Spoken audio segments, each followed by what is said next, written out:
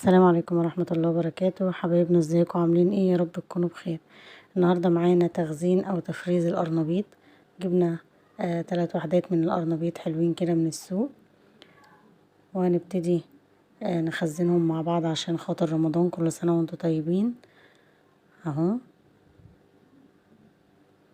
هقطع القرنبيط بتاعي وابتدي اقشره، بشيل منه القشرة الخفيفة دي اهو. احسن وقت لتخزين الخضار بيبقى في شهر 1، بعد نص الشهر بالظبط، بعد يوم 15 بتلاقي الخضار كله حلو جدا واسعاره بتبقى كويسة اهو. بشيل القشرة الخفيفة دي بس.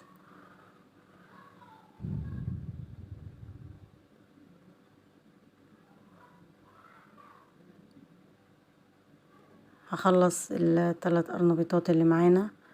القرنبيط من الاكلات اللي بيبقى طعمها حلو جدا، وبنعمل بيه كذا نوع مش مقلي بس اهو. هنا قشرنا القرنبيط اللي معانا كله اهو.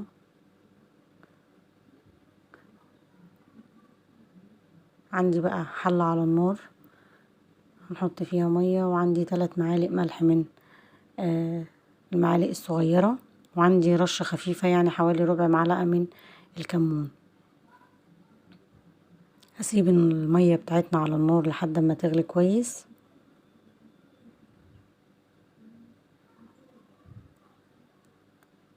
وبعدين انزل بشوية من القرنبيط اللي معانا. وهنا مش هسوي القرنبيط كامل، يعني مش هخليه مستوي على الاخر، لا، انا هسويه نص سوا.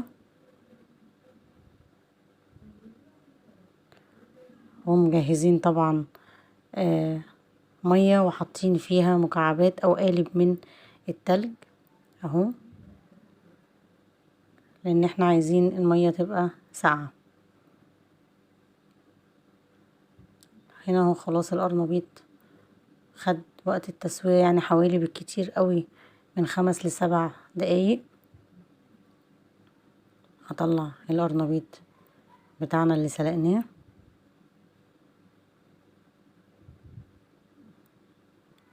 وابتدي انزل بالقرنبيط في المية اللي احنا حاطين لها تلج اهو. وبعدين بنطلعه نصفيه،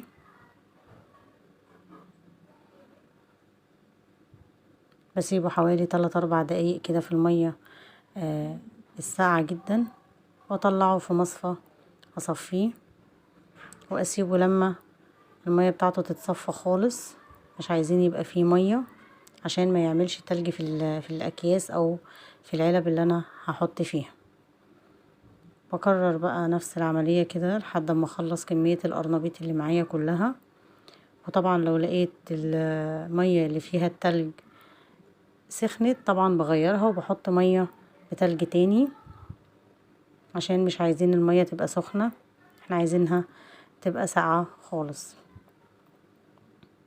اهو. هنا بس بننقل او بنشيل القرنبيط من المصفى، عشان مش عايزين نحط عليه اللي مطلعينه من المية، عشان ما يبقاش فيه مية على القرنبيط اللي احنا حاطينه قبل كده اهو. نفس الطريقة برضو، واول اما ينزل او يصفي المية بتاعته خالص انقله او اشيله من مكانه واحط اهو كده. هنبتدي نغير المية. خلصنا القرنبيط اللي معانا واتصفى من المية كويس جدا، اجيب الاكياس او العلب اللي انتي هتحطي فيها، وابتدي اعمل على قد الكيس اللي انا عايزاه اهو. الكمية هنا طبعا حسب راحتك انتي. بجد بيبقى طعمه جميل ولذيذ جدا. هو كده ما خدش مني وقت خالص. كل اللي هعمله اني اطلعه اعمل الخلطة واعمله على طول، او اشوف الطريقة اللي انا عايزة اعمله بيها. بيتعمل بيه طبعا انواع كتير جدا. جربوه وقولولي رأيكم ايه. مستنية رأيكم في الكومنتات. متنسوناش في اللايك والشير والاشتراك في القناة عشان يوصلكوا كل فيديوهاتنا بإذن الله. اشوفكم على خير.